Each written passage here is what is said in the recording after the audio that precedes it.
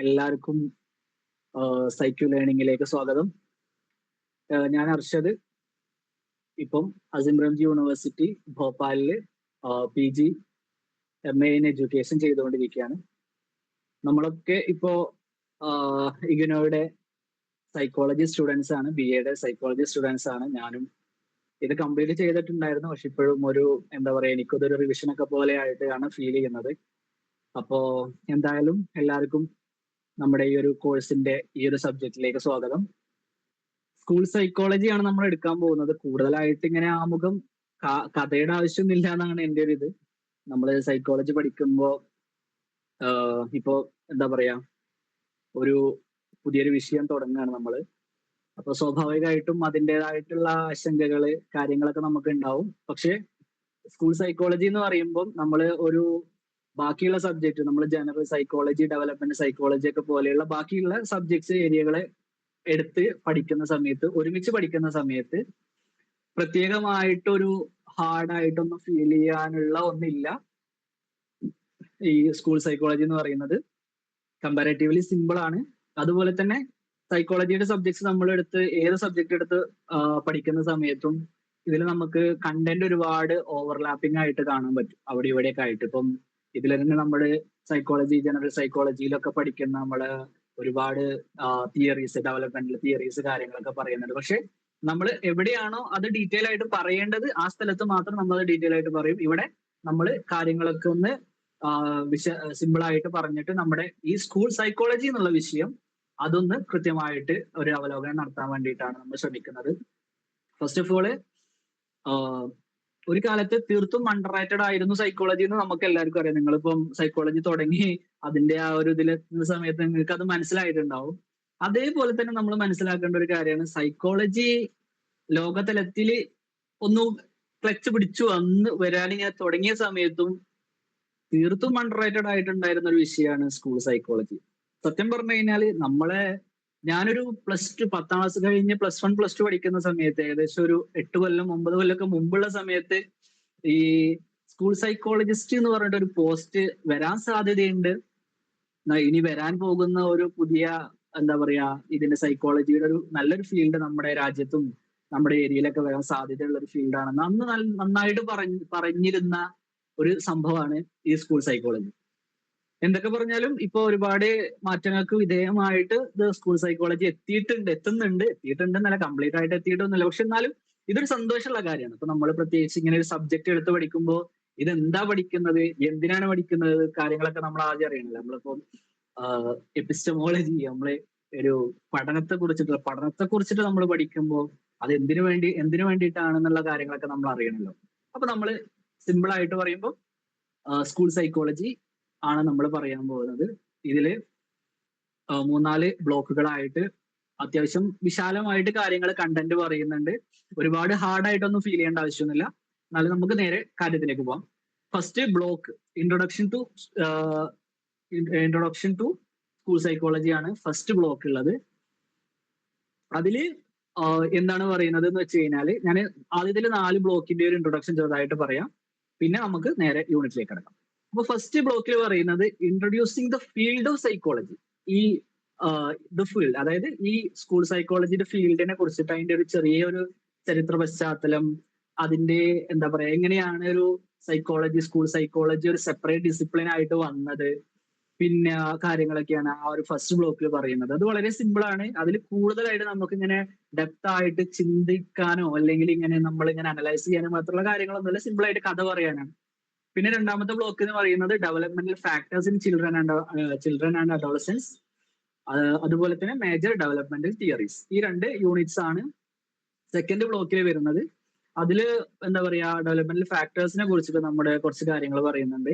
മൂന്നാമത്തെ യൂണിറ്റ് എത്തുമ്പോൾ നമ്മുടെ ഡെവലപ്മെന്റൽ തിയറീസ്, ഒരുപാട് തിയറികളുണ്ട് പലതരത്തിൽ. ഇപ്പൊ നമ്മുടെ കോഗ്നിറ്റീവ് ആവട്ടെ, സോഷ്യൽ തിയറികളാവട്ടെ, ലാംഗ്വേജ് പോലെയുള്ള തിയറികളാവട്ടെ, ഒരുപാട് തരത്തിലുള്ള നമ്മുടെ സൈക്കോളജിയിൽ, നമ്മുടെ ഡെവലപ്മെന്റ് സൈക്കോളജിയിൽ നമ്മൾ പഠിക്കുന്ന ഒട്ടുമിക്ക തിയറികൾ എന്തെന്നുണ്ട് ചെറുതായിട്ടൊരു രൂപത്തിൽ ഈ ബ്ലോക്കിൽ, സെക്കൻഡ് ബ്ലോക്കിൽ പറയുന്നുണ്ട്. തേർഡ് ബ്ലോക്കിൽ പറയുന്നത് എന്താ പറയാ, problem behaviour of children and adolescents including person with disabilities, അതാണ് ഒന്ന്.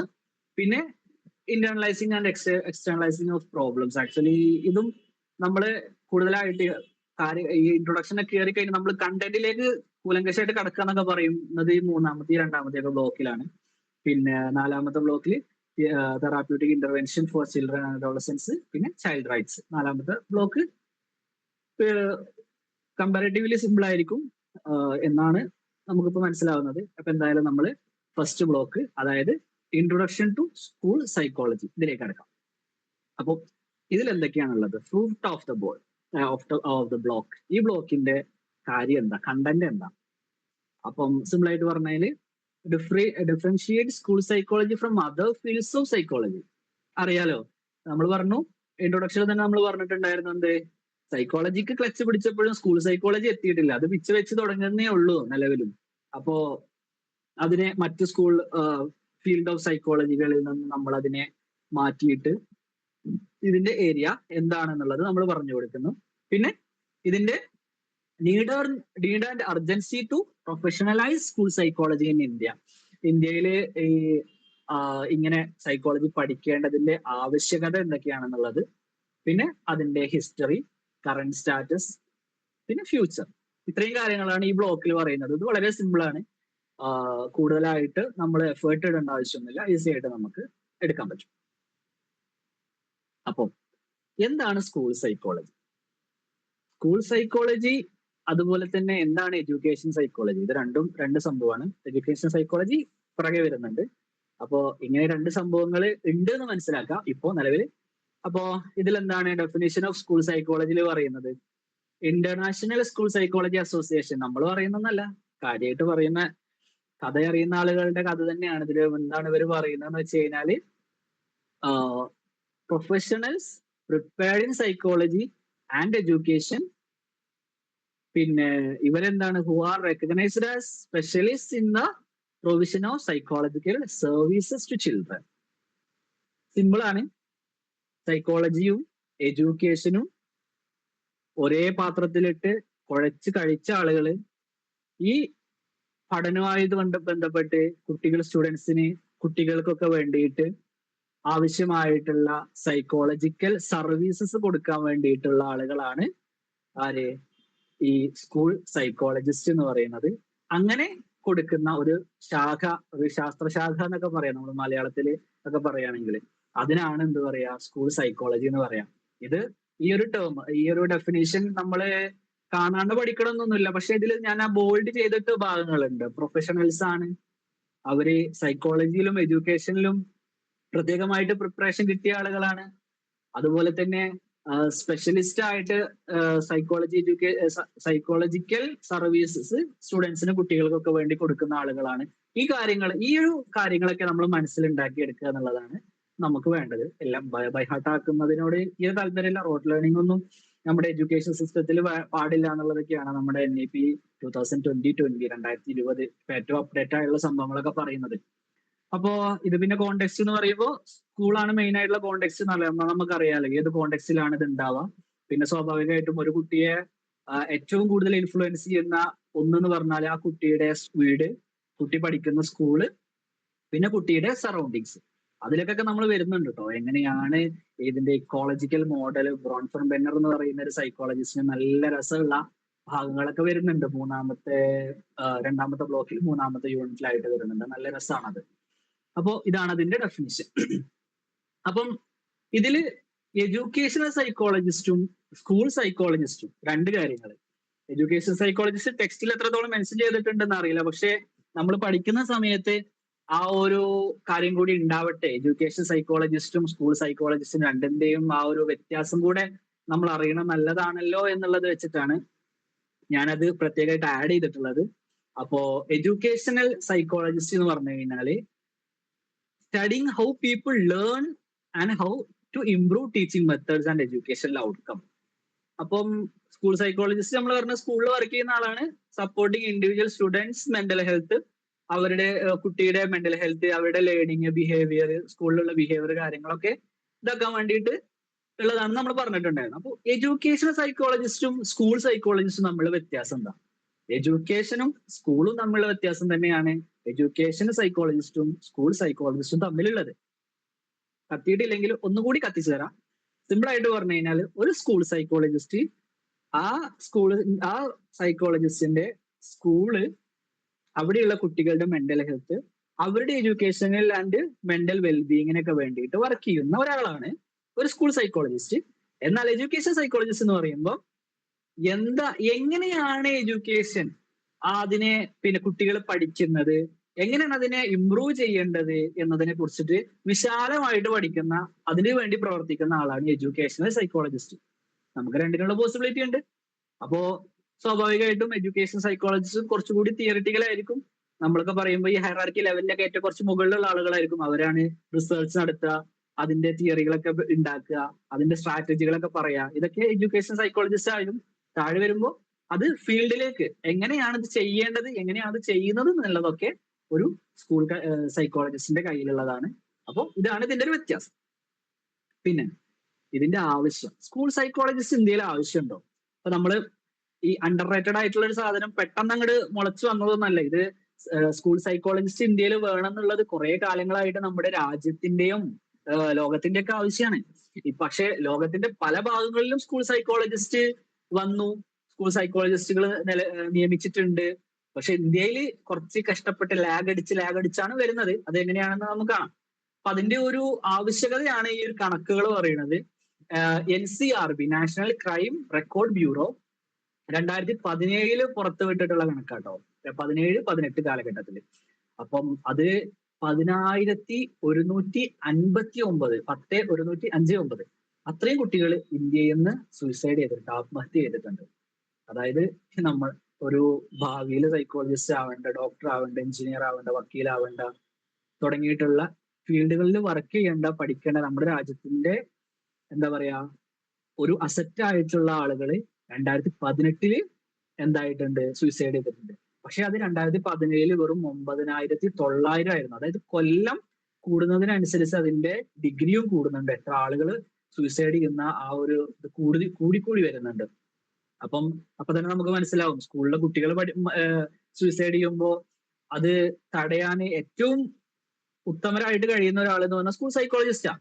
കാരണം ഒരു വീട്ടില് പഠിച്ച അമ്മ പഠിച്ചോളണമെന്നില്ല, അച്ഛൻ പഠിച്ചിട്ടുണ്ടാവണമെന്നില്ല, വിദ്യാഭ്യാസം ഉണ്ടാവണമെന്നില്ല, മക്കളെ പഠിപ്പിക്കണം എന്ന് ഇവർക്ക് ഉണ്ടാവും. ഇവരെങ്ങനെ പഠിപ്പിക്കണം എന്ന് അറിയുന്നുണ്ടാവില്ല. അപ്പൊ വീട്ടിൽ നിന്ന് ചിലപ്പോൾ നല്ല പ്രഷർ കൊടുക്കുന്നുണ്ടാവും. ടീച്ചേഴ്സും നമ്മുടെ നാട്ടില് പ്രത്യേകിച്ച് കേരളത്തിലുള്ള സ്കൂളുകളിൽ കുറച്ച് പ്രഷർ കൂടുതലാണ്. അപ്പൊ ഇവിടെയൊക്കെ ഈ ഒരു പ്രഷറും കാര്യങ്ങളൊക്കെ ആകാം ചിലപ്പോ കുട്ടികൾ ആത്മഹത്യയിലേക്ക് നയിക്കുന്നത്. നമ്മുടെ കേരളത്തിൽ വരെ കുറച്ചു മുമ്പ്, അത് കഴിഞ്ഞ മാസമായിട്ട് ഒരു ആത്മഹത്യ 9ാം ക്ലാസ്സിലെ കുട്ടിയുടേത് കേട്ടിട്ടുണ്ടായിരുന്നു. അപ്പോൾ അതൊക്കെ ഏറെ നിരാശ ഉണ്ടാക്കുന്നതാണ്. അതിന്റെ ആവശ്യകത, സ്കൂൾ സൈക്കോളജിസ്റ്റിന്റെ ആവശ്യകത ഒക്കെ നമുക്ക് പറഞ്ഞു തരുന്നതാണ്. പിന്നെ കണക്കുകൾ ഒന്നുകൂടി താഴേക്ക് വരുമ്പോൾ 1448 ആത്മഹത്യയായിട്ട് മഹാരാഷ്ട്രയാണ് മുന്നിൽ. 953 തമിഴ്നാടുണ്ട്. തൊട്ട് പിന്നാലെ ഞാനിപ്പോ മധ്യപ്രദേശിലാണുള്ളത്, 862 മധ്യപ്രദേശ് ഉണ്ട്. കേരളം ഈ ലിസ്റ്റിലില്ല എന്നേ ഉള്ളൂ. കേരളത്തിന്റെ കണക്കും വലിയ മോശമൊന്നുമില്ല. അപ്പം ഇതിന്റെ പോസിബിൾ ആയിട്ടുള്ള കോമൺ കുറച്ച് റീസൺസ് ഇവർ കണക്ക് ഇടുന്ന സമയത്ത് ഇവർ തന്നെ പുറത്തുവിട്ട കാര്യങ്ങൾ എന്ന് പറഞ്ഞാൽ പാരന്റൽ പ്രഷർ, എക്സാമിന്റെ സ്ട്രെസ്, പിയർ പ്രഷർ കാര്യങ്ങളൊക്കെയാണ്. പിന്നെ ഈ ഒരു സ്കൂൾ സൈക്കോളജി ഇനീഷ്യേറ്റീവ് എടുത്തത് CBSE കരിക്കുലം 2020 മുതൽ എന്താക്കുന്നുണ്ട്, ഒരു പ്രത്യേകമായിട്ട് എക്സാം ഓറിയന്റഡ്, എക്സാമിന് കുട്ടികൾക്ക് കൗൺസിലിംഗ് കൊടുക്കാൻ വേണ്ടിയിട്ട്, അതേപോലെ തന്നെ എക്സാം സമയത്ത് കുട്ടികൾക്ക് ഉണ്ടാകുന്ന മാനസികമായിട്ടുള്ള കാര്യങ്ങളൊക്കെ ഒരു റെമഡി എന്നുള്ള രീതിയിൽ ഒരു ടോൾ ഫ്രീ നമ്പറും പിന്നെ അതുപോലെ തന്നെ ഒരു ഇമെയിലൊക്കെ കൊടുത്തിട്ടുണ്ട്. അപ്പോൾ അതിന്റെ ആവശ്യകത മനസ്സിലാക്കി വരുന്നുണ്ട് നമ്മുടെ രാജ്യം.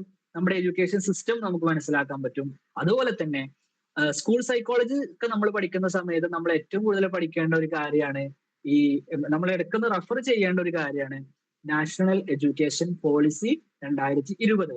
നമ്മുടെ രാജ്യത്തിന്റെ തന്നെ എഡ്യൂക്കേഷൻ സിസ്റ്റത്തിനെ എങ്ങനെയാണോ അത് ഉണ്ടായിരുന്നത്, ഒരു പതിറ്റാണ്ടുകൾ പഴക്കമുള്ള ഒരു പഴയ പുസ്തകത്തിനെ കംപ്ലീറ്റ് തുടച്ച് പൊടി തട്ടി പുതിയൊരു പ്രിന്റിംഗ് ആയിട്ട് ഇറക്കിയിട്ടുള്ള ഒരു സംഭവമാണ് 2020 നാഷണൽ എഡ്യൂക്കേഷൻ പോളിസി.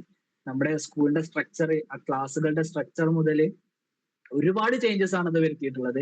അപ്പൊ അതിലും എന്ത് പറയുന്നുണ്ട്, ഒരു സ്കൂൾ സൈക്കോളജിസ്റ്റിന്റെ ആവശ്യകത, കുട്ടികളുടെ ഹെൽത്ത് ചെക്കപ്പ്, അതായത് ഫിസിക്കൽ ആൻഡ് മെന്റൽ ഹെൽത്ത് എത്രത്തോളം ആവശ്യമാണെന്നുള്ളത് അതിൽ മെൻഷൻ ചെയ്തിട്ടുണ്ട്. അപ്പൊ നമുക്ക് അതിന്റെ നീഡും റെലവൻസും ഒക്കെ ഏകദേശം മനസ്സിലായിട്ടുണ്ടാവും.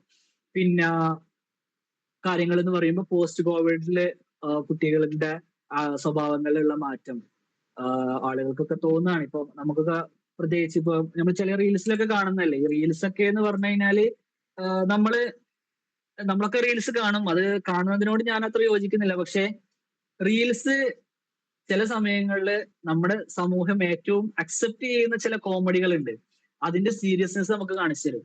ചില റീൽസിൽ ഇങ്ങനെ കാണിക്കുക 2050 ഒരു കൺസെപ്റ്റൽ ഫാമിലി. അപ്പൊ പഠിക്കാൻ പോകുന്ന മോനോട് അച്ഛൻ പറയാണ്, പോയിരുന്ന് വല്ല റീലും ഉണ്ടാക്കടാ, പോയി വല്ല ഇൻസ്റ്റാഗ്രാമും നോക്കടാ എന്നൊക്കെ പറയുന്ന ചില റീൽസ് ഒക്കെ നമ്മൾ കണ്ടിട്ടുണ്ടാവും. പക്ഷെ അതിന്റെ ഒരു അത് കോമഡി ആണൊരു പക്ഷെ അത് നമ്മുടെ മനസ്സിൽ ഉണ്ടാക്കിയിട്ടുള്ള ഒരു ചേഞ്ച്, നമ്മളെ മെന്റാലിറ്റിയിൽ ഉണ്ടാക്കിയിട്ടുള്ള ഒരു ചേഞ്ച് നമ്മൾ മനസ്സിലാക്കണം. അത് എന്താ പറയാ, പോസ്റ്റ് കോവിഡ് ബിഹേവിയർ ഇതിൽ ചിൽഡ്രന് മാത്രമേ കൊടുത്തിട്ടുള്ളൂ, പാരന്റ്സിനെ നമ്മൾ കൊടുക്കണം. കാരണം ഒരു കുട്ടി 1000 സബ്സ്ക്രൈബേഴ്സ് ഇതില് യൂട്യൂബില് സബ്സ്ക്രൈബേഴ്സ് കൂടി, ഇൻസ്റ്റാഗ്രാമിൽ ഒരു 2K അല്ലെങ്കിൽ 10K ഫോളോവേഴ്സ് കൂടി, കുറച്ച് ആളുകൾ അറിയാൻ തുടങ്ങി, പുറത്തു പോകുമ്പോ നീ അല്ലടാ ടുട്ടുമോന്നൊക്കെ ചോദിക്കുമ്പോ പാരന്റ്സിന് തോന്നും സ്വാഭാവികമായിട്ടും ഇവനെ പ്രൊമോഷൻ വിടാലോ, പൈസ ഉണ്ടാക്കാലോ, എന്തിനാണ് പഠിക്കേണ്ടത്. ഈ ഒരു തരത്തിലുള്ള മെന്റാലിറ്റി വരുന്ന സമയത്ത് അക്കാഡമിക്സ് എത്രത്തോളം ആവശ്യമാണ്. എഡ്യൂക്കേഷൻ എന്ന് പറയുന്നത് കേവലം ജോലി ചെയ്യാനോ പൈസ ഉണ്ടാക്കാനോ വേണ്ടിയിട്ട് മാത്രം ചെയ്യുന്ന ഒരു കാര്യമല്ലല്ലോ. അങ്ങനെയാണെന്നുണ്ടെങ്കിൽ നമുക്കൊക്കെ 10ാം ക്ലാസ് കഴിഞ്ഞ് +2 പഠിച്ച് ഡിഗ്രി പഠിച്ച് PG കഴിഞ്ഞ് PhD കഴിഞ്ഞ ഒരാള് മാസത്തിൽ 40,000 50,000 ഒക്കെയാണ് ചില ആളുകൾ സമ്പാദിക്കുന്നത്. അപ്പൊ അതൊക്കെ വെച്ച് നോക്കുമ്പോൾ 10ാം ക്ലാസ് കഴിഞ്ഞിട്ട് നല്ല ഏതെങ്കിലും ബിസിനസ്സിലേക്ക് ഇറങ്ങിയാൽ പോലെ, കുറച്ച് പൈസ ഇറക്കാനുണ്ടെങ്കിൽ. അപ്പോൾ ഈ ഒരു മെന്റാലിറ്റി വെച്ച് തുടങ്ങുമ്പോൾ അക്കാഡമിക്സ് എഡ്യൂക്കേഷൻ എത്രത്തോളം ആവശ്യമാണെന്നുള്ളത് നമുക്ക് മനസ്സിലാക്കാൻ പറ്റും. അതിന് എത്രത്തോളം ഒരു സ്കൂൾ സൈക്കോളജിസ്റ്റ് സഹായിക്കുന്നുണ്ട്. പിന്നെ the urgent need for professionalising school psychology as an academic discipline owing to this state factor. അതിന് താഴെ കുറച്ച് കാര്യങ്ങൾ പറയുന്നുണ്ട്. അപ്പോ ഈ കാര്യങ്ങളെ കൊണ്ടൊക്കെ ഇപ്പൊ നമ്മൾ മുമ്പ് പറഞ്ഞ കാര്യങ്ങൾ തന്നെയാണ്, അത് ഒന്നുകൂടെ ഒരു എന്താ പറയാ സിമ്പിൾ ആയിട്ടൊന്ന് റീറൈറ്റ് ചെയ്തെടുത്തത്, ഒന്ന് റീബ്രീഫ് ചെയ്തെടുത്തിട്ടുള്ളതാണ്. നമ്മുടെ സൂയിസൈഡ് റേറ്റ്, NEP പോലെയുള്ള മെൻഷൻ ചെയ്തിട്ടുള്ള കാര്യങ്ങള്, പിന്നെ ഈ സ്കൂൾ സൈക്കോളജി ഓൺലൈനായിട്ടും ഓൺലൈൻ തെറാപ്പിസ്റ്റുകൾ കൗൺസിലേഴ്സ് ഒക്കെ ഒരുപാട് വരുന്നുണ്ട്. അപ്പം ഇതൊക്കെ വരുമ്പോ തന്നെ നമ്മൾ മനസ്സിലാക്കാൻ പറ്റും മനുഷ്യന്റെ ഈ ഒരു മാനസിക ആരോഗ്യം ഇത്രത്തോളം ആവശ്യമാണെന്ന് നമ്മൾ മനസ്സിലാക്കുന്നുണ്ട്. നമുക്ക് അതൊരു വലിയ കാര്യം, നല്ലൊരു പോസിറ്റീവായുള്ള കാര്യം. നമുക്ക് കുറച്ച് പ്രശ്നങ്ങളുണ്ട്, അത് അസുഖം പോലെ തന്നെ, പനിയും ജലദോഷം വരുന്ന പോലെ തന്നെയാണ് നമുക്ക് ഡിപ്രഷൻ വരുന്നു, നമുക്ക് ആൻസൈറ്റി വരുന്നു എന്നൊക്കെ പറയുന്നത്. അതിനെ നമ്മൾ ട്രീറ്റ് ചെയ്യുക, നമ്മൾ ഭ്രാന്തരായിട്ട് നമ്മളെ തന്നെ ചിത്രീകരിക്കേണ്ട ആവശ്യമോ നമ്മുടെ സൊസൈറ്റിനെ ചിത്രീകരിക്കേണ്ട ആവശ്യമില്ല. അപ്പം ഇതിന്റെ ഒരു ആവശ്യകത നമുക്ക് അങ്ങനെയൊക്കെ മനസ്സിലാക്കാൻ പറ്റും. അപ്പൊ ഇത്രയും കാര്യങ്ങളൊക്കെയാണ് ഇതിന്റെ നീഡ്സ് ആയിട്ടും റെലവൻസ് ആയിട്ടൊക്കെ നമ്മൾ മനസ്സിലാക്കേണ്ടത്. ഒരു മൊത്തത്തിലുള്ള കഥ കിട്ടുന്നുണ്ടെന്ന് ഞാൻ വിചാരിക്കുന്നു. പിന്നെ ഇതിന്റെ historical overview and current trend. കുറച്ച് സങ്കടകരമായുള്ള കാര്യമാണ് the traditional role of a school psychologist and issues. Main ആയിട്ട് പറഞ്ഞു കഴിഞ്ഞാൽ സ്കൂൾ സൈക്കോളജിസ്റ്റ് എന്ത് ചെയ്യണമെന്ന് സ്കൂൾ സൈക്കോളജിസ്റ്റിനും അറിയില്ല, സ്കൂൾസിനും അറിയില്ല. അപ്പൊ അതുകൊണ്ട് ഒരു കൗൺസിലർ ചെയ്യേണ്ട കാര്യമോ ചിലപ്പോൾ ഒരു സൈക്കോളജിസ്റ്റ് ചെയ്യേണ്ട കാര്യമോ ഒക്കെ എന്താക്കും ഒരു സ്കൂൾ സൈക്കോളജിസ്റ്റ് ചെയ്യേണ്ടി വരും. റോൾ ക്ലാരിറ്റി ഒരു ഭയങ്കര പ്രശ്നമാണ്. പിന്നെന്ന് പറഞ്ഞു കഴിഞ്ഞാല് എക്സ്പെർട്ടൈസ് അല്ലാത്ത, അദ്ദേഹം ചെയ്യേണ്ടതല്ലാത്ത ഒരുപാട് കാര്യങ്ങൾ, ഇപ്പം സ്കൂളിൻ്റെതാണെങ്കിൽ മറ്റു കാര്യങ്ങൾ, ഇപ്പൊ സ്കൂളിന്റെ മറ്റു കാര്യങ്ങളിൽ PT അന്ന് കുട്ടികളെ വഴി നിർത്താനില്ല, അപ്പൊ സ്കൂൾ സൈക്കോളജിസ്റ്റ് എന്തായാലും റൂമിൽ വെറുതെ ഇരിക്കല്ലേ, വാള് പോട്ടെ എന്നുള്ള രൂപത്തിലുള്ള ആ ഒരു മെന്റാലിറ്റി, ആ സെറ്റപ്പ്. പിന്നെ അതുപോലെ തന്നെ ഈ സൈക്കോളജിസ്റ്റിന്റെയും കൗൺസിലറുടെയും റോള് എന്താണ്, അവർ രണ്ടാളും എന്താണ് പണിയെടുക്കേണ്ടത് എന്നുള്ളതിനെ കുറിച്ചിട്ട് അവർക്കോ സ്കൂളിനോ സൊസൈറ്റിക്കോ ഒക്കെ ഉണ്ടാകുന്ന മിസ്അണ്ടർസ്റ്റാൻഡിങ്. പിന്നെയുള്ള ഒരു serious issue unrealistic expectation and misunderstanding from parents and teachers. ഇത് വലിയ പ്രശ്നമാണ്. ഈ സൈക്കോളജിസ്റ്റിനെ കുറിച്ചിട്ടും ഉള്ള എക്സ്പെക്ടേഷനും എഡ്യൂക്കേഷനെ കുറിച്ചിട്ടുള്ള എക്സ്പെക്ടേഷനും അവരുടെ മക്കളെ കുറിച്ചിട്ടുള്ള എക്സ്പെക്ടേഷനും ഇതെല്ലാം ഡേഞ്ചറാണ്. എന്താണോ എന്റെ മോൻ ഇപ്പൊ മറ്റേ വാഴ എന്നുള്ള സിനിമയിൽ ഒരു കോമഡി ഉണ്ട്, ഞാനോ പഠിച്ചില്ല അവങ്ങളും പഠിക്കട്ടെ എന്ന് പറയുന്ന സമയത്ത് തിരിച്ചു ചോദിക്കുന്ന ഒരു ചോദ്യം ഉണ്ടല്ലോ, അതൊരു ഭയങ്കര ഉദാഹരണ. താൻ പഠിച്ചിട്ട് തനിക്ക് നന്നായില്ല, തനിക്ക് പഠിക്കണം എന്നുണ്ടായിട്ട് തനിക്ക് പഠിക്കാൻ കഴിഞ്ഞിട്ടില്ല, പിന്നെ തന്റെ മകനെ എങ്ങനെ പഠിക്കുക? തനിക്ക് പഠിക്കണം എന്നുള്ള ബോധം തന്നെ ഇല്ല. അപ്പൊ അത് നമ്മൾ ബോധം ഉണ്ടാക്കാൻ നോക്കണം. പിന്നെ കഴിവ് കാര്യങ്ങളൊക്കെ പിന്നെ പുറകെ വരുന്ന സാധനങ്ങളാണ്. അതൊക്കെ നമുക്ക് അതിന്റെ കപ്പാസിറ്റി മനുഷ്യനുണ്ട്. അപ്പോ ഈ ഒരു എക്സ്പെക്ടേഷൻ, പാരന്റ്സിന്റെ എക്സ്പെക്ടേഷൻ ആവട്ടെ, സൈക്കോളജിസ്റ്റിനെ കുറിച്ചുള്ള എക്സ്പെക്ടേഷൻ ആവട്ടെ, സൈക്കോളജിസ്റ്റിന്റെ റൂമിലേക്ക് ചെല്ലുമ്പോൾ തന്നെ എന്റെ മോനെ ഓക്കെ ആയി, നാളെ മുതൽ ഓന് 100 100 100 ഒന്നും നോക്കാനില്ല എന്ന് പറയുന്ന പാരന്റ്സ് ആണെന്നുണ്ടെങ്കിൽ ഒരു പ്രശ്നമാണത്. പിന്നെ സ്കൂൾ സൈക്കോളജിസ്റ്റിന്റെ മറ്റേ സ്റ്റാറ്റസ് സ്വാഭാവികമായിട്ടും എന്താ പറയാ, എത്രത്തോളം നമ്മുടെ നാട്ടില് സ്കൂൾ സൈക്കോളജിസ്റ്റിനെ ആ ഒരു വാല്യൂ കൊടുക്കുന്നുണ്ട് എന്നുള്ള കാര്യങ്ങളൊക്കെ ഇതിനെ കറന്റ് ട്രെൻഡിലെ കാര്യങ്ങളൊക്കെ നമുക്ക് മനസ്സിലാക്കുന്നതാണ്. പിന്നെ ഇതിന്റെ കറന്റ് ട്രെൻഡ്സിൽ നമുക്ക് മനസ്സിലാക്കാൻ പറ്റുന്നത്, ഇപ്പോ ഗോയങ്ക യൂണിവേഴ്സിറ്റിയില് സ്കൂൾ സൈക്കോളജിയിൽ ഒരു പ്രത്യേക ഡിസിപ്ലിൻ ആയിട്ട് തുടങ്ങിയിട്ടുണ്ട്. പിന്നെ national association of school psychologist എന്ന് പറയുന്ന ഒരു സംഘടന നാസ്പ് USA അമേരിക്കയിൽ തുടങ്ങിയിട്ടുണ്ട്. അതുപോലെ തന്നെ APA American psychology association division 16 school psychology എന്ന് പറയുന്ന ബ്രാഞ്ചാണ് ഡിവിഷൻ 16. അപ്പോ നമുക്ക് മനസ്സിലാക്കാം വേൾഡ് ട്രെൻഡില് സ്കൂൾ സൈക്കോളജി ഏറെക്കുറെ എത്തി, അതിന്റെ ആവശ്യകതയൊക്കെ എല്ലാവർക്കും മനസ്സിലായി. ആൾട്ടർനേറ്റീവ് എഡ്യൂക്കേഷൻ ഒക്കെ നമ്മൾ ഇന്ത്യയിൽ പറയുന്ന കുറെ സാധനങ്ങൾ, നമ്മളിപ്പോ അഡ്വാൻസ്ഡ് ആയിട്ട് ഇന്ത്യയിൽ നമ്മളിപ്പോ നടപ്പിലാക്കാൻ ഫ്രഷ് എന്ന് പറഞ്ഞ് നടപ്പിലാക്കുന്ന സാധനങ്ങളൊക്കെ 20-30 വർഷങ്ങളിൽ അവിടെ ഒക്കെ നടക്കുന്നു തുടങ്ങിയിട്ടുണ്ട്. അതിൻ്റെതായിട്ടുള്ള അഡ്വാൻറ്റേജ് അവർക്കുണ്ട്, നമുക്ക് അതിന്റെ തുടങ്ങാൻ അതിൻ്റെതായുള്ള ലിമിറ്റേഷൻസ് നമുക്കുണ്ട്. പിന്നെ ഇന്ത്യൻ സ്കൂൾ സൈക്കോളജി അസോസിയേഷൻ ഇൻസ്പ എന്ന് പറയുന്നത് 2009 എന്തായിട്ടുണ്ട്, പ്രൊഫസർ B മുഖോപാധ്യായ് എന്ന് പറയുന്ന അദ്ദേഹത്തിന്റെ കീഴിൽ ഗൈഡൻസിൽ തുടങ്ങിയിട്ടുണ്ട്. അപ്പം ഇന്ത്യയിൽ എത്തിയിട്ടുണ്ട് സാധനം.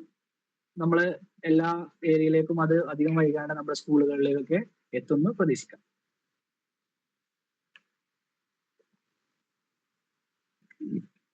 പിന്നെ നമ്മൾ അടുത്തതായിട്ട് ഇനി നമ്മൾ പറയാൻ പോകുന്നത് സ്കൂൾ സൈക്കോളജിസ്റ്റിനെ അല്ലെങ്കിൽ സ്കൂൾ സൈക്കോളജിനെ ഒരു വെൽ എസ്റ്റാബ്ലിഷ്ഡ് ആയിട്ടുള്ള ഒരു സംഭവമാണ് എന്ന് നമുക്ക് എങ്ങനെ പറയാൻ പറ്റും, എപ്പോ പറയാൻ പറ്റും? അതിന് 5-6 ഇൻഡിക്കേറ്റ്സ് കാര്യങ്ങൾ, അതിന് 5-6 സൂചകങ്ങൾ ഇതിൽ കൊടുക്കുന്നുണ്ട്. എപ്പോഴാണ് ഇതൊരു പ്രത്യേകമായിട്ടുള്ള വെൽ എസ്റ്റാബ്ലിഷ്ഡ് ആയിട്ടുള്ള ഒരു കാര്യമായിട്ട് മാറുക എന്നുള്ളത്.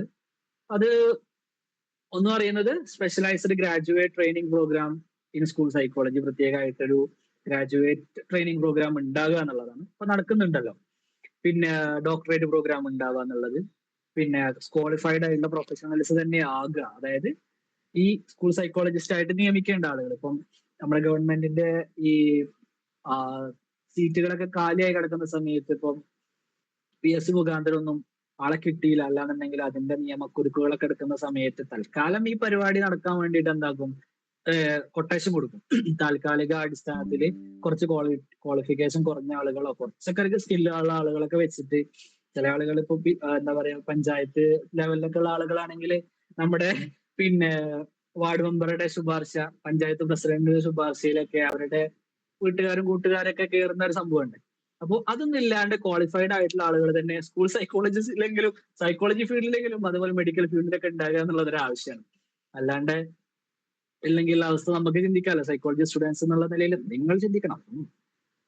പിന്നെ എന്ന് പറഞ്ഞാൽ ലൈസൻസ്ഡ് പ്രാക്ടീസ്, പിന്നെ ഇതിന്റെ കൂടെ തന്നെ ഉള്ളത് പിന്നെ ഈ പ്രൊഫഷണൽ അസോസിയേഷൻസ് ഉണ്ടാകുക എന്നുള്ളത്.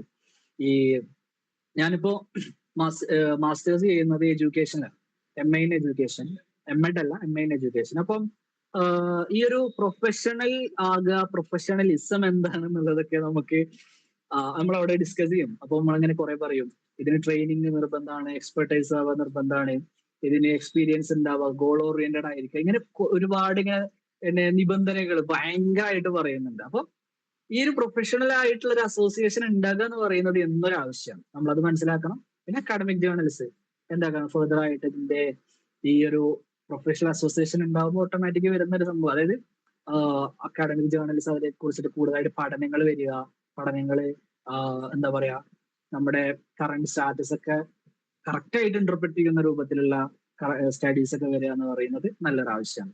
ഇതാണ് ഇതിന്റെ കറന്റ് സ്റ്റാറ്റസ്. പിന്നെ ഫ്യൂച്ചർ, ഇത് എന്താ പറയാ ഇപ്പൊ ഇതുള്ളത് സ്കൂൾ സെറ്റിംഗിലാണെന്നാണ് പറയുന്നത്. ഇതൊരു പക്ഷേ ഭാവിയിൽ mental health institute, private clinic, ഹോസ്പിറ്റലുകളൊക്കെ എത്തുമായിരിക്കും. എത്തേണ്ട ഒരു ആവശ്യം ഉണ്ടോയെന്ന് ചോദിച്ചാല് ഉള്ളതുകൊണ്ടാണല്ലോ അങ്ങനെ എത്തുമെന്ന് പറയുന്നത്. കാരണം എന്താ പറയാ, സ്കൂൾ സൈക്കോളജി ഇങ്ങനെയുള്ള ഒരു ഫീൽഡ്, പിന്നെ നമ്മുടെ കുട്ടികളുടെ മെന്റൽ ഹെൽത്ത് ഇത്രത്തോളം സപ്പോർട്ട് ഇത്രത്തോളം ആവശ്യമുള്ള ഒരു സമയം. അപ്പം ഇതൊരു പോസിബിലിറ്റി ആണ്. രണ്ടാമത് പറയുന്നത് കമ്മ്യൂണിറ്റി ഓറിയന്റഡ് ആയിട്ടുള്ള ഒരു ലെവലിലേക്ക് ഈ സ്കൂൾ മെന്റൽ ഹെൽത്ത് കൺസേൺസ് എത്തും. നമ്മളിപ്പോ കേരളത്തിൽ നമുക്ക് അത് അത്രത്തോളം കത്തിക്കൊള്ളണം എന്നില്ല. കാരണം 100% ലിറ്ററസി റേറ്റ് എന്നൊക്കെ നമ്മൾ കഥയിൽ തമാശയായിട്ട് പറയുന്നുണ്ട്. സംഭവം അത് കേരളത്തിന്റെ ഒരു അഡ്വാൻറ്റേജ് എത്രത്തോളം ആണെന്ന് നമ്മൾ മനസ്സിലാക്കണം എന്നുണ്ടെങ്കിൽ നമ്മൾ അത് പുറത്തു വരണം. കേരളത്തിന്റെ പുറത്ത് ഇതേപോലെ വലിയൊരു സംസ്ഥാനമാണ് മധ്യപ്രദേശ്. ഇവിടെയൊക്കെ വരുമ്പോൾ നമുക്ക് മനസ്സിലാവും കുട്ടികൾ സ്കൂളിൽ പോകുന്നില്ല, സീറോ ആണ്. ചില കുട്ടികൾക്ക് എഴുതാനും വായിക്കാനൊന്നും അറിയില്ല, പക്ഷെ അവർ പോവില്ല. ചില കുട്ടികളുടെ ഗ്രാജുവേഷൻ എന്ന് പറഞ്ഞാല് ഒരു എണ്ണാന് പൈസ എടുത്ത് നോട്ട് എടുത്ത് എണ്ണാൻ കഴിയുക, ആ ഒരു കാൽക്കുലേഷൻ ഉണ്ടല്ലോ, ഇങ്ങനെ കാൽക്കുലേറ്റ് ചെയ്യാൻ കഴിയുക, ഈ ലെവലിൽ എത്തി കഴിഞ്ഞാല് അവർ പഠനം നിർത്തും. അപ്പൊ അതിന്റെയൊക്കെ ഒരു ആവശ്യം, അതിനൊക്കെ അവെയർ ചെയ്യാൻ കമ്മ്യൂണിറ്റി ഓറിയന്റഡ് ആയിട്ട് ചിലപ്പോൾ അവർക്ക് പ്രവർത്തിക്കേണ്ടി വരും. അവരുടെ മെന്റൽ ഹെൽത്തും അവർക്ക് അവയർനെസ് കൊടുക്കാനൊക്കെ വേണ്ടിയിട്ട് ഒരു പക്ഷേ പ്രവർത്തിക്കേണ്ടി വരുമ്പോൾ അതും ആ രൂപത്തിലേക്ക് ഫ്യൂച്ചർ ആയിട്ട് ഇതിന് പോസിബിലിറ്റി ഉണ്ട്. പിന്നെ നമ്മൾ അൺറിയലിസ്റ്റിക് ആയിട്ടുള്ള എക്സ്പെക്ടേഷൻസ് നമ്മൾ പറഞ്ഞു. ടീച്ചേഴ്സ്, സൊസൈറ്റി, അതുപോലെ സൈക്കോളജിസ്റ്റ്, എന്താ പറയാ, പാരന്റ്സ് ആയിട്ടും ഇവരുടെ നിന്നൊക്കെയുള്ള റിയലിസ്റ്റിക് ആയിട്ടുള്ള എക്സ്പെക്ടേഷൻസ് ഒക്കെ ഇതിന്റെ ഒരു ചലഞ്ച് ഇപ്പോ ഭാവിയിലൊക്കെ നമുക്ക് ഫേസ് ചെയ്യാനുള്ളത്, വരാൻ സാധ്യത ഉള്ളതാണ്. നിലവിലിപ്പം നമ്മുടെ എഡ്യൂക്കേഷൻ സിസ്റ്റത്തിൽ ഇങ്ങനെ ഇങ്ങനെ വരുന്ന സമയത്ത് ഇപ്പം എന്താ പറയാ, നമ്മുടെ കേരളത്തിൽ ഒരുപാട് ടോക്കുകളുണ്ട്, മോട്ടിവേഷൻ ടോക്കുകളുണ്ട്. അതില് ഒരുപക്ഷെ അതിന്റെ ഒക്കെ ഒരു എഫക്റ്റ് ആണോ എന്ന് അറിയില്ല. അതിന്റെ ഒക്കെ നല്ല ഡെവലപ്മെന്റ് ഉണ്ട്. ഇപ്പം എന്താ പറയാ, ഞാൻ 10ാം ക്ലാസ്സിൽ പഠിക്കുന്ന സമയത്ത് ഒരു മോട്ടിവേഷൻ സ്പീക്കർ എന്റെ സ്കൂളിൽ വന്നിട്ടുണ്ടായിരുന്നു. ആ സ്കൂളിൽ വന്നിട്ട് അദ്ദേഹം വീട്ടില് മക്കളെയും രക്ഷിതാക്കളെയും ഒരുമിച്ചിരുത്തിയിട്ട് ഞങ്ങളെ കുറച്ച് ഉപദേശിച്ചു, രക്ഷിതാക്കളെ കുറച്ച് ഉപദേശിച്ചു. അപ്പൊ തന്നെ മനസ്സിലായി അദ്ദേഹത്തിന് എന്താണ് പറയേണ്ടതെന്ന് ചിലപ്പോൾ മനസ്സിലായിട്ടുണ്ടാവില്ല. പ്രത്യേകിച്ച് ഞാൻ എന്താണ് ഇത് കഴിഞ്ഞിട്ട് ഒരു മാറ്റം എനിക്ക് ഫീൽ ചെയ്തോന്ന് ചോദിച്ചാലും എന്റെ രക്ഷിതാവിന് ഫീൽ ചെയ്തോ ചോദിച്ചാലും അതൊരു സംശയമാണ്. ചിലപ്പോൾ നമുക്ക് അറിയാണ്ട് കയറിയിട്ടുണ്ടാവും. നമുക്ക് അന്ന് 10ാം ക്ലാസ്സിലുള്ള കുട്ടിയാണ്, നമുക്ക് അതിനെ കുറിച്ചിട്ടൊന്നും അറിയില്ല. പക്ഷെ ഈ ഒരു എത്രത്തോളം ഇതിന്റെ ഒരു അഡ്വാൻറ്റേജ് നന്നായിട്ട് കിട്ടണം എന്നുണ്ടെങ്കിൽ അതിന്റെ കറക്റ്റ് ആയിട്ടുള്ള ലെവലിൽ ഫ്രൂട്ട് നമുക്ക് അതിന്റെ ക്വാളിഫിക്കേഷൻ ആൾക്കും വേണം. അതുപോലെ തന്നെ അത് കറക്റ്റ് ലെവലിൽ അവർക്ക് വേണ്ട വാല്യൂസും കാര്യങ്ങളും കൊടുക്കണം. പിന്നെ roles and functions of a school psychologist. ഇപ്പം എന്തൊക്കെയാണ് ഒരു സ്കൂൾ സൈക്കോളജിസ്റ്റ് ചെയ്യേണ്ടത് എന്നുള്ളത്. ഒന്ന്, ഡയറക്റ്റ് സർവീസസ്, സ്കൂളിലുള്ള കുട്ടികൾക്ക് ആവശ്യമായുള്ള കൗൺസിലിംഗ് കാര്യങ്ങളൊക്കെ കൊടുക്കുക. കൗൺസിലിംഗ് എന്ന് പറയുമ്പോൾ അക്കാഡമിക് കൗൺസിലിംഗ് അടക്കം, എന്തെങ്കിലും 10ാം ക്ലാസ് കഴിഞ്ഞുള്ള ഓപ്ഷൻസ് കാര്യങ്ങൾ പറഞ്ഞു കൊടുക്കാനടക്കം കഴിയുന്ന സ്കൂൾ സൈക്കോളജിസ്റ്റ് ആണെങ്കിൽ എത്ര അഡ്വാൻറ്റേജ് ആണത്. പിന്നെ അസസ്മെന്റ്, കുട്ടികളുടെ കാപ്പബിലിറ്റി അസസ് ചെയ്യുക. പിന്നെ ഹയർ എഡ്യൂക്കേഷൻ നേരത്തെ പറഞ്ഞല്ലോ, ആ കാപ്പബിലിറ്റി നോക്കിയിട്ട് കുട്ടിയുടെ ആപ്റ്റിറ്റ്യൂഡും അതുപോലെ ആറ്റിറ്റ്യൂഡും, രണ്ട് സാധനങ്ങൾ നോക്കിയിട്ട് എന്താക്കുക, പിന്നെ ഹയർ എഡ്യൂക്കേഷൻ റെക്കമെൻഡ് ചെയ്യുക, സജസ്റ്റ് ചെയ്യുക ഒക്കെ ചെയ്യാൻ അസസ്മെന്റ് ഒരു സ്കൂൾ സൈക്കോളജിസ്റ്റിന് ചെയ്യാൻ പറ്റും. പിന്നെ എക്സ്പെർട്ട് ടോക്സ് അവർ നടത്തുക, അല്ലാന്നുണ്ടെങ്കിൽ ടോക്സിനുള്ള ആളുകളെ, കാരണം ഒരു ഫീൽഡിൽ വർക്ക് ചെയ്യുന്ന ഒരാളാകുമ്പോൾ ആ ഫീൽഡിൽ പുലികളായിട്ടുള്ള ആളുകളെ, ഏരികളായിട്ടുള്ള ആളുകളെ കുറെ മനസ്സിലാവുമല്ലോ. അപ്പോൾ അവരെയൊക്കെ കൊടുത്തിട്ട് എക്സ്പെർട്ട് ടോക്കുകൾ നടത്തുക. പ്രിവെൻഷൻ സർവീസസ്, ബുള്ളിങ് പോലെയുള്ള പ്രശ്നങ്ങള്, ഡിസ്ക്രിമിനേഷൻ കേരളത്തിലൊന്നും കുറവാണ്. ഡിസ്ക്രിമിനേഷൻ നമ്മളിപ്പോ ജാതി മതത്തിന്റെ പേരില്, അതുപോലെ തന്നെ പാർട്ടിയുടെ പേരിലാണ് കേരളത്തിൽ കുറച്ചൊക്കെ പ്രയാസങ്ങൾ ഉള്ളത്. ഇങ്ങോട്ടേക്ക് വരുമ്പോൾ പാർട്ടിയും ജാതിയും മതവും കാസ്റ്റും ക്ലാസ്സും എല്ലാം പ്രശ്നമാണ്. അപ്പോ അതിന്റെ പ്രിവെൻഷനും കാര്യങ്ങളൊക്കെ ഒരു ഭയങ്കരമായിട്ടുള്ള നീഡാണ്. നമ്മുടെക്കാൾ ഈ ഒരു ഭാഗത്ത് ഭയങ്കര ആ ഒരു പ്രശ്നങ്ങൾ നന്നായിട്ടുണ്ട്. ഫുള്ള് പ്രശ്നബന്ധിത മേഖലയിൽ നിന്നിട്ടാണ് ഞാൻ സംസാരിക്കുന്നതൊന്നല്ല. ഇന്ത്യ എന്ന് പറഞ്ഞാൽ തീർത്തും ഭീകരാവസ്ഥയിലൊന്നല്ല, മനസ്സിലാക്കാൻ വേണ്ടി പറയണതിന്റെ ഇടയിൽ മസാല ഇട്ടിട്ട്. പിന്നെ ഇന്റർവെൻഷൻ കാര്യങ്ങൾ, കുട്ടികളുടെ എന്താ പറയാ, ലൈഫ് സ്കില്ല് കാര്യങ്ങൾക്കൊക്കെ ഉള്ള ഇന്റർവെൻഷൻസ് ഉണ്ടാക്കുക. കൺസൾട്ടേഷൻ ആവശ്യമായ സമയത്ത് പാരന്റ്സിനാണെങ്കിലും ടീച്ചേഴ്സിനാണെങ്കിലും ഒക്കെയുള്ള കൺസൾട്ടേഷൻ കൊടുക്കുക. പിന്നെ inclusive education. Inclusive education NEP 2020 ഒക്കെ NCF 2023 ഒക്കെ ഭയങ്കരമായിട്ട് പറയുന്ന ഒരു കാര്യമാണ് ഇൻക്ലൂസീവ് എഡ്യൂക്കേഷൻ. ഇൻക്ലൂസീവ് എഡ്യൂക്കേഷൻ എന്ന് പറയുമ്പം ഒരു തരത്തിലും ഒരു കുട്ടിയെയും എന്താക്കാൻ പാടില്ല, നമ്മൾ മാറ്റി നിർത്താൻ പാടില്ല എന്നുള്ളതാണ് അതിന്റെ സിമ്പിൾ ആയിട്ടുള്ള വചനം. അതായത് ഒരു കുട്ടിക്ക് ജാതിയുടെ പേരിൽ, മതത്തിന്റെ പേരിൽ, സാമ്പത്തികാവസ്ഥയുടെ പേരിലൊന്നും എഡ്യൂക്കേഷൻ തടയാൻ പാടില്ല. അവർക്ക് നിർബന്ധമായിട്ടും കിട്ടിയിരിക്കേണ്ട എഡ്യൂക്കേഷൻ കിട്ടിയിരിക്കണം. ഇപ്പൊ ഡിസാബിൾ ആയിട്ടുള്ള കുട്ടികൾക്കൊക്കെ റാമ്പ് പോലെയുള്ള സൗകര്യങ്ങള് അവരെ പരിഗണിക്കേണ്ട രൂപത്തിൽ പരിഗണിക്കുക, ഒരു സാധാരണ സ്റ്റുഡന്റിനെ പോലെ അവരെ പരിഗണിക്കുക, അവർക്ക് വേണ്ട കാര്യങ്ങൾ ചിലപ്പോൾ കുറച്ച് കൂടുതലായിട്ട് നീഡ്സ് ഉള്ള ആളുകളായിരിക്കും, അതൊക്കെ കൊടുക്കുക എന്നുള്ളത് ഒരു ആവശ്യമാണ്. അപ്പോ അതൊക്കെ ഈ ഒരു സ്കൂൾ സൈക്കോളജിസ്റ്റ് കൂടെ പ്രത്യേകമായിട്ട് നോട്ട് ചെയ്ത് അതിനാവശ്യമായിട്ടുള്ള കാര്യങ്ങളൊക്കെ ചെയ്തു കൊടുക്കുക എന്നുള്ളത് അത്യാവശ്യമാണ്. അപ്പോ ഇത്രയും കാര്യങ്ങളാണ് ഈ ഒരു ബ്ലോക്കിൽ നമ്മൾ ഡിസ്കസ് ചെയ്യുന്നത്. അതായത് എന്താണ് സ്കൂൾ സൈക്കോളജി എന്ന് മുതൽ അതിന്റെ പിന്നെ ഡെഫിനേഷൻ മുതൽ മൊത്തത്തിൽ അതിന്റെ ആവശ്യകത എന്താണ്, അതിന്റെ ചരിത്രം, വർത്തമാനം, ഭാവി, എല്ലാ കാര്യങ്ങളും, പിന്നെ ഒരു സൈക്കോളജിസ്റ്റിന്റെ റോൾ എന്താണെന്നുള്ള കാര്യങ്ങളൊക്കെയാണ് ഈ ഒരു യൂണിറ്റിൽ നമ്മൾ എന്താക്കുന്നത് പറഞ്ഞിട്ടുള്ളത്. അപ്പം മനസ്സിലായിട്ടുണ്ടാവുമെന്ന് വിചാരിക്കുന്നു. ഇതൊരു കൂടുതലായിട്ട് നമ്മളിങ്ങനെ ഭയങ്കരമായിട്ട് കൂലങ്കഷമായിട്ട് ചിന്തിക്കുക, നമ്മൾ ചിന്തിച്ചിട്ട് പുതിയൊരു സംഭവമായിട്ട് ഒരു നിർവചിക്കുക, ഇതിന്റെ ഒന്നും ആവശ്യമില്ല ഈ ഒരു യൂണിറ്റ്. ഈ ഒരു യൂണിറ്റ് നമുക്ക് എന്താക്കാം, ഈസി ആയിട്ട് നമുക്ക് ഗ്രാസ്പ് ചെയ്യാൻ പറ്റുന്ന സാധനമൊക്കെ തന്നെയുള്ളൂ. അപ്പോ മനസ്സിലായിട്ടുണ്ടാവുമെന്ന് വിചാരിക്കുന്നു. എല്ലാവരും നന്നായിട്ട് മനസ്സിലാക്കിയിട്ട് പഠിക്കാൻ ശ്രമിക്കുക. ഈ ഒരു ഓപ്ഷൻ സൈക്യു എന്ന് പറയുന്ന ഒരു ഓപ്ഷൻ സത്യം പറഞ്ഞു കഴിഞ്ഞാല് ഞാൻ യുജി പഠിക്കുന്ന സമയത്ത് ഇങ്ങനെയൊന്നുമില്ല, ഇങ്ങനെ ആരും പ്രൊവൈഡ് ചെയ്യാൻ ഒരാളില്ല, നമുക്ക് സപ്പോർട്ട് ചെയ്യാന് ചിലപ്പോൾ ആളുണ്ടാവില്ല. ആളുകൾ നമ്മളെ കാണുമ്പോ സൈക്കോളജി പഠിക്കുന്നു എന്ന് പറയുമ്പോ ഓ ഈ വലിയ സൈക്കോളജിസ്റ്റ് ആവാൻ പോവാ എന്നൊക്കെ കഥ ഇങ്ങനെ പറയുന്നല്ലാണ്ട് നമുക്ക് ആവശ്യമുള്ള സപ്പോർട്ടൊന്നും അന്ന് കിട്ടിയിട്ടുണ്ടായിരുന്നില്ല. പക്ഷെ ഇപ്പോ നമ്മളെ സപ്പോർട്ട് ചെയ്യാന് സൈക്യു പോലെയുള്ള ഒരുപാട് ആളുകളുണ്ട്. എനിക്ക് പറയാനുള്ളത് നമ്മളെ കൂടെ പഠിക്കുന്ന ആളുകളൊക്കെ ഉണ്ടെങ്കിൽ അവർക്കൊക്കെ റെക്കമെൻഡ് ചെയ്ത് കൊടുക്കുക. എന്താ പറയാ, നല്ലൊരു ഓപ്ഷനാണ് പഠിക്കാൻ വേണ്ടിയിട്ട്. അപ്പോ അതൊക്കെ വേണ്ടിയിട്ട് എല്ലാവരും ശ്രമിക്കുക. നമ്മൾ ഉടനെ തന്നെ മറ്റു ക്ലാസ്സുകൾ, അടുത്ത യൂണിറ്റ്, അടുത്ത ബ്ലോക്കുകളായിട്ട് വരും. അപ്പോ എല്ലാവരും അതിനനുസരിച്ച് പഠിക്കാൻ ശ്രമിക്കുക. എല്ലാവർക്കും ശുഭദിനം.